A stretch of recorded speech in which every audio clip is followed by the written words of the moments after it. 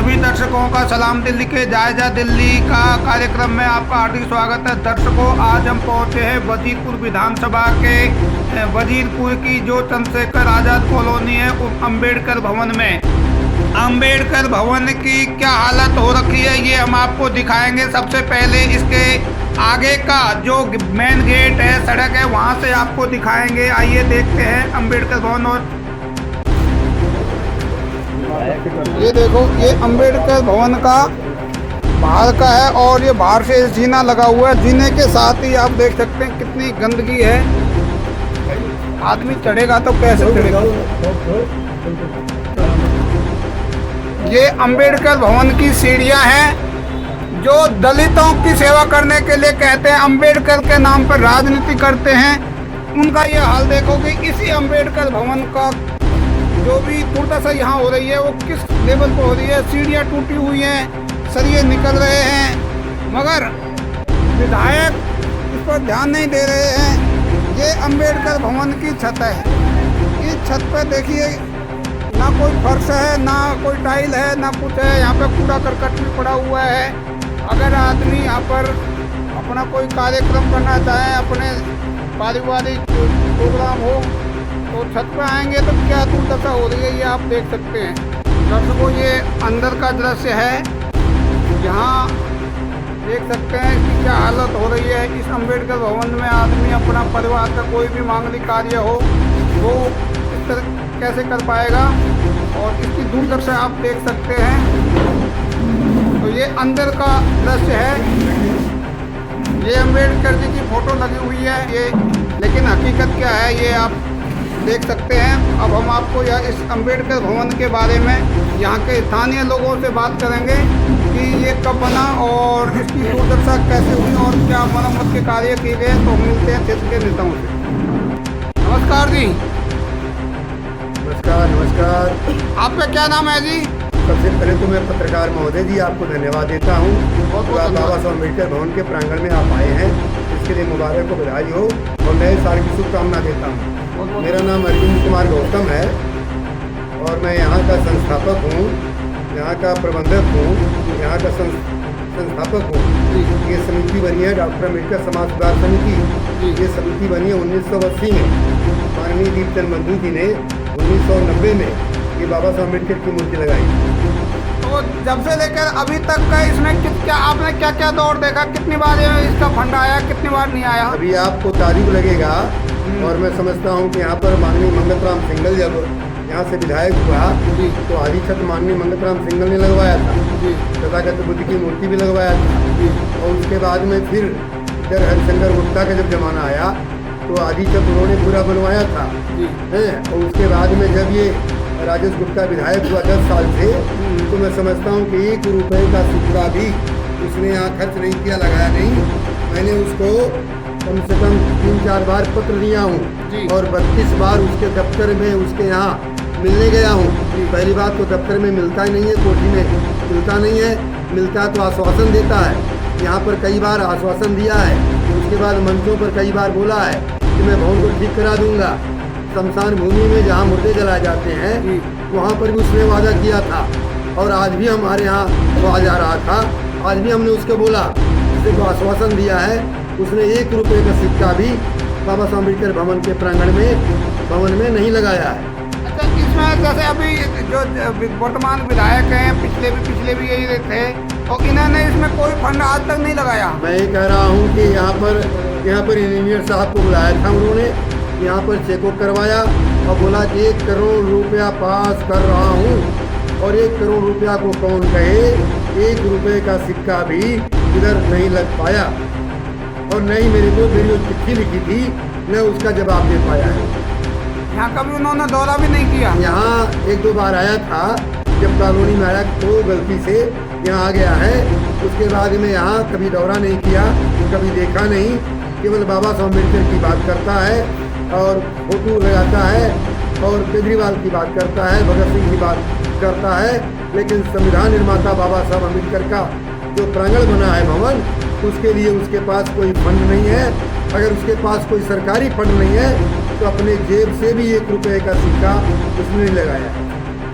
जो अम्बेडकर भवन है, तो इसमें अभी यहाँ पे जो शादी ब्याह है, कोई मांगलिक कार्य, वो तो यहाँ पे होते नहीं होंगे। आपको ताजुब लगेगा, यहाँ बहन बेटियों की शादी होती है, फ्री होती है, 1 रुपये का सिक्का नहीं लेता। 15 अगस्त, 26 जनवरी, 6 दिसंबर, 14 अप्रैल, बुद्ध पूर्णिमा, रविदास जयंती, अभी 1 जनवरी को सौर दिवस, पूरे गांव का इतिहास इधर हमने रखा। तमाम प्रोग्राम यहाँ करता हूँ।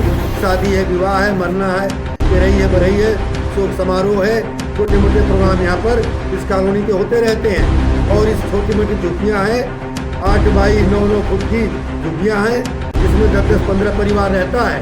ये लोग खाना तो अपने मेहमानों को खिला देंगे, लेकिन जब मेहमान ज़्यादा आते हैं, किसी भवन में सोने के लिए भी हम उनको जगह देते हैं, उनसे 1 रुपया लेते नहीं।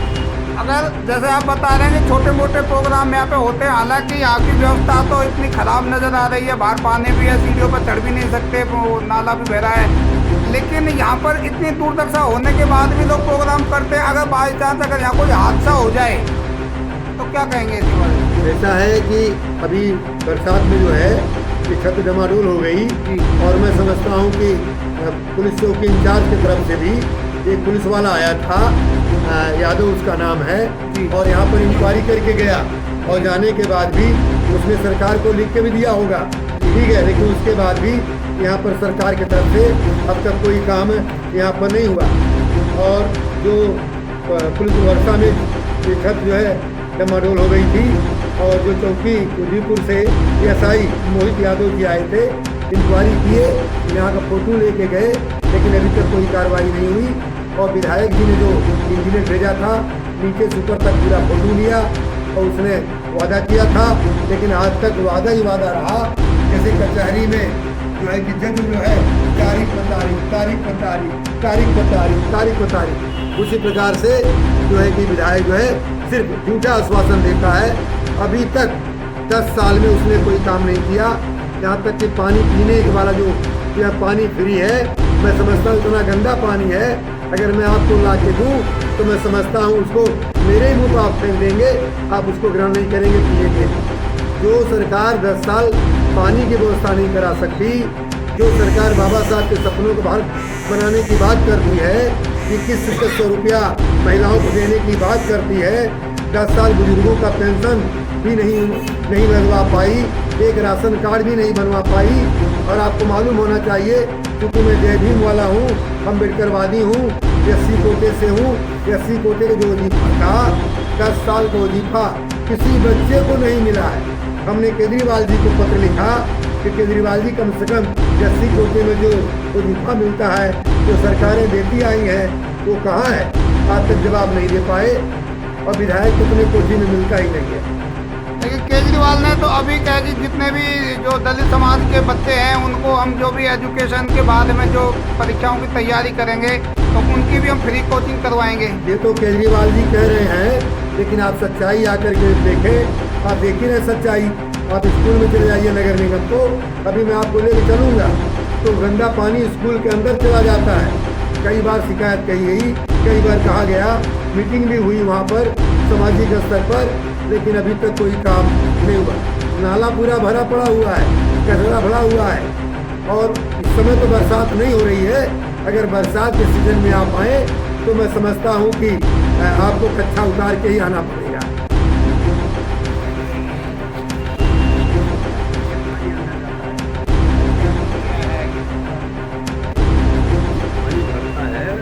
दर्शकों, ये वजीरपुर कॉलोनी का आज़ाद कॉलोनी वजीरपुर ब्लॉक का MCD का स्कूल है, और इसकी क्या दशा है हम आपको दिखा रहे हैं। ये जो इसका एंट्री है, सड़क है, सड़क के जहाँ से ये गंदगी देखो, पानी भरा हुआ है, और यहाँ पे बच्चे भी पढ़ते हैं, और इसकी गंदगी देखो कितनी बुरी गंदगी है, और गंदगी की सफाई तो बिल्कुल भी नहीं हो रही है। हालांकि सरकार दिल्ली में भी उन्हीं की है, और MCD में भी कब्जा उन्हीं का है, लेकिन ये सफाई नाम की यहाँ पर कोई चीज़ नहीं है। बच्चों को पढ़ने का जो माहौल मिलना चाहिए वो यहाँ पर नहीं मिल रहा, बल्कि बदबूदार जो गंदगी है वो उनको यहाँ से शुरू में स्कूल जाने से पहले ही 2-4 होना पड़ता है। तो अभी हम यहाँ पर क्षेत्र के लोगों से मिलेंगे। हमारी यही विनती है कि इसकी सफाई कराई जाए ताकि बच्चों को सख्त एक्शन उठाना पड़े, बीमारी का सामना न करना पड़े। आपका क्या नाम है जी? मेरा नाम हरीश है, आप क्या करते हैं यहाँ पे? यहीं पे काम करते हैं, स्कूल में ही हैं? जो पास में स्कूल के पास में। अच्छा, स्कूल के पास में ही है। तो इस स्कूल की जो जर्जर हालत है उसके बारे में आपने कहीं कंप्लेंट करी? हमने किया है साहब। सुभाष पांडे जी, ये स्कूल की दुर्दशा हो रही है इस तरह की, तो आप यहाँ के स्थानीय निवासी हैं, समाज सेवी हैं, तो इसके बारे में कोई शिकायत कहीं आपने करी? शिकायत हम लोगों ने हमारा RTO कई जगह कर दिया इसके बारे में, पर इसका तो सुनवाई नहीं। क्षेत्रीय विधायक उनके राजी निकलना पर आप राजेंद्र नगर में अभी एक कांड देखा था बरसात के पानी के ऊपर। अब ये प्राइमरी स्कूल है, इसके ऊपर ये देख लो दिल्ली का शिक्षा मॉडल कहते हैं, ये दिल्ली का शिक्षा मॉडल है और पूरे हिंदुस्तान में कहते हैं दिल्ली मॉडल। अब इसका जो जैसा देखो, जिस दिन खुदा न खास्ते कोई इसमें बच्चा है घर का गिर गया, कितना बड़ा गिर गया था, कितना बड़ा हादसा हुआ, और आज तक इस स्कूल के ऊपर स्कूल बने हुए 30 साल 35 साल हो गए, इसके ऊपर एक सफेद ही नहीं हुआ। और एक दिल्ली मॉडल आते हैं ये, और एक क्षेत्र का निकम्मा विधायक क्षेत्र का, आप इस पर जरा गौर करना, देखिए क्या दुर्दशा है, क्या शिक्षा मिलेगा ये क्षेत्र का। ऐसा बदकिस्मती, ऐसा निकम्मा विधायक मिला ये। 10 साल से यहाँ की जनता झेल रही है। आपने शौचालय देखा, शौचालय की दुर्दशा देखी, अम्बेडकर भवन का देखा, हमें संविधान की बात करते हैं, छज्जा कितना बुरी तरह से टूटा पड़ा, कोई रिपेयरिंग कोई सूझ लेने वाला नहीं। उसके बाद ये इसका दुर्दशा देखिए, और ये दुर्दशा है इनका, और निकम्मापन इस क्षेत्र के विधायक का। इनको विधायक करना है, विधायक करके ही इनको शांति देना है। तो क्षेत्र के विधायक कभी यहाँ पे दौरे पे आते हैं? अभी कोई दौरा नहीं, कोई दौरा नहीं, किसी तरह का कुछ नहीं, सुनवाई नहीं। उनका कहना हमको केजरीवाल के नाम पे, मतलब उनकी कोई वो हैसियत नहीं कि वो अपने आप दम पर जीत जाए? नहीं, उनका कोई एक्टिविटी नहीं, कुछ हैसियत नहीं। तो कहते हम केजरीवाल के नाम पे जीत रहे हैं। विधायक जी तो मंच से बोल के गए, हमारी मंच से बोल के गए गोवर्धन पूजा के दिन, मैं किसी से डरता नहीं, मैं किसी का गुलाम नहीं। लोग वोट केजरीवाल के नाम पर देते, मैं तो अपने भाग से जीत जाता हूँ। आप लोग वोट केजरीवाल के नाम से देते हैं। इसके अंदर बच्चों की जन सुविधाएं भी बिल्कुल खराब है। शौचालय बेकार है, पीने के लायक पानी नहीं है, पंखा बंद हुए थे। जब कंप्लेन लिख कर के दिए हैं तो 70,000 रुपये आए, बंसीलाल जी बंद किए। बड़ी मेहनत बंसीलाल जी करते हैं, तो कार्यवाहक प्रिंसिपल बनाए गए हैं। यहाँ पर कोई प्रिंसिपल भी नहीं है, पूरे अध्यापक भी नहीं है। बच्चे आते हैं, 3 मास्टर हैं पढ़ाते हैं, अब उसी में 2 नौकरी शिफ्ट कर दिए हैं।